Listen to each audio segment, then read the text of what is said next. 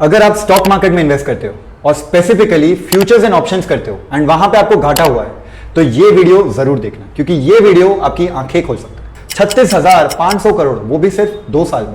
जेन street ये एक US company है, इसने इंडियन मार्केट में एफएनओ करके ये पैसा कमाया। अब ये पूरी चीजों में सबसे ज्यादा नुकसान किसको हुआ है? रिटेल इन्वेस्टर्स को, जो अपना ज्यादा से ज्यादा पैसा एफएनओ में लगाते हैं ताकि वहां से कुछ अच्छा पैसा कमा सके। अब ये पूरा मैनिपुलेशन कैसे हुआ है एंड इसके ऊपर सेबी ने क्या एक्शन लिया है, आइए जान लेते हैं। सबसे पहले तो जेन स्ट्रीट एक यूएस कंपनी है जिसने इंडियन मार्केट में काम करना स्टार्ट किया था जनवरी 2023। अब ये कंपनी करती क्या थी? जब भी एक्सपायरी आता था उस दिन ये बैंक निफ्टी एंड निफ्टी के स्टॉक्स को खरीदती थी, जिससे निफ्टी एंड बैंक निफ्टी के स्टॉक्स चलने लगे एंड अपवर्ड ट्रेंड पे आ जाए। एंड जब मार्केट क्लोज होने का टाइम आता था तब ये पुट ऑप्शंस खरीदती थी एंड सेल ऑप्शंस को सेल करती थी, जिसका मतलब इनकी पॉसिबिलिटी है कि ये मार्केट नीचे गिरना चाहिए।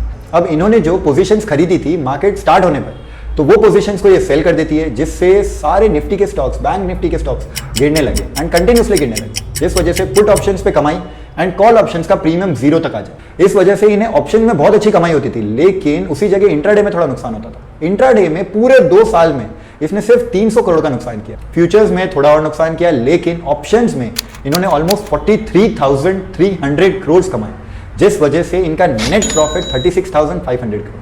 तो अगर एक सिंपल भाषा में अगर मैं आपको समझाऊं, पहले मार्केट को बढ़ा देते थे, देन ऑप्शंस के थ्रू सेलिंग का प्रेशर डाल देते थे, जिसमें मार्केट नीचे गिरे तो उन्हें मुनाफा, एंड देन जो खरीदी हुई पोजीशन है उसको बेच देते थे। इंट्राडे में इन्हें थोड़ा नुकसान हो जाता है, लेकिन ओवरऑल इन्हें बहुत अच्छा गेन होता था। अब ये पूरी चीजों में सेबी कैसे आई एंड उन्होंने इसको कैसे पकड़ा? अप्रैल 24 में यूएस में एक आर्टिकल आया जहां पे इनकी पोजीशंस को लेकर, जहां पे जेन स्ट्रीट नाम की कंपनी अपनी मैनिपुलेशन स्ट्रैटेजीज को यूज कर रही है इंडिया में, ये बताया गया था। इस वजह से सेबी ने एक जनरल इंक्वायरी स्टार्ट की। उसके बाद जुलाई टू अगस्त में सेबी ने एनएससी को कहा कि इसके ऊपर एक रिव्यू करो, बताओ कि ये लोग फ्रॉडुलेंट एक्टिविटीज कर रहे हैं, मैनिपुलेशन कर रहे हैं या नहीं कर रहे। एनएससी ने देखा कि हाँ भाई ये ऐसी सारी चीजें हो रही है। उसके लिए SEBI officials and Jane Street के लोगों ने एक मीट की। उसके बाद जेन स्ट्रीट कंपनी ने एक रिटर्न कन्फर्मेशन भी दिया। देन आ जाते हैं अक्टूबर से नवंबर में, जब सेबी फिर भी देख रही थी कि बहुत सारी ट्रांजैक्शंस एक्सपायरी डे पर हो रहे, तो उन्होंने क्या किया, एक्सपायरी डे पर होने वाले ट्रांजैक्शंस को कम करने के लिए उस पर क्रब लगाया, यानी कि उसको कम करने की कोशिश की।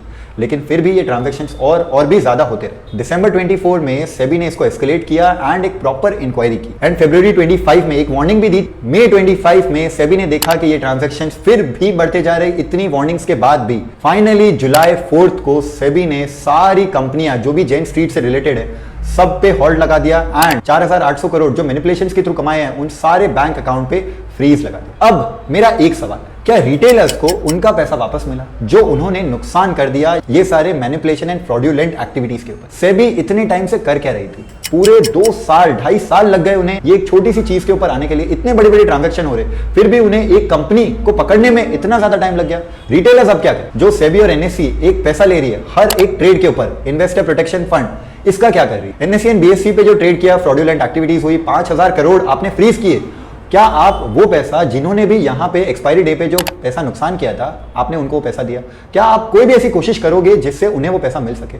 अब सेबी क्या करेगी, एक छोटा सा सर्कुलर ले आएगी एंड वहां पे बोल देगी, नहीं भाई देख लो, अपना अपना आपने अपनी मर्जी से किया था, हम तो बार बार आपको ऐप पे नोटिफिकेशन दे रहे थे, उसके अगेंस्ट में आप कर क्या रहे हो? ये एक छोटा सा सवाल है मेरा, जो मैं चाहता हूं कि हर एक इन्वेस्टर जाए और पूछे सेबी से, एनएससी से कि भाई अगर आप पैसा ले रहे हो तो आपको इतना टाइम क्यों लग रहा है मैनिपुलेशन, फ्रॉडुलेंट एक्टिविटी को जज करने में? सेबी का काम क्या है? रिटेलर्स को प्रोटेक्ट करना। अगर वो रिटेलर्स को इन सारी चीजों से प्रोटेक्ट ही नहीं कर पा रही है तो वो कर क्या रही है? अब ये वीडियो को जितना हो सके शेयर करो अपने सारे फ्रेंड्स के साथ जो एफएनओ में ट्रेड करते हैं एंड ये सवाल पूछना मत भूलो। ऐसे ही वीडियोस के लिए डू फॉलो अपना target share market and for YouTube members do follow C exchange.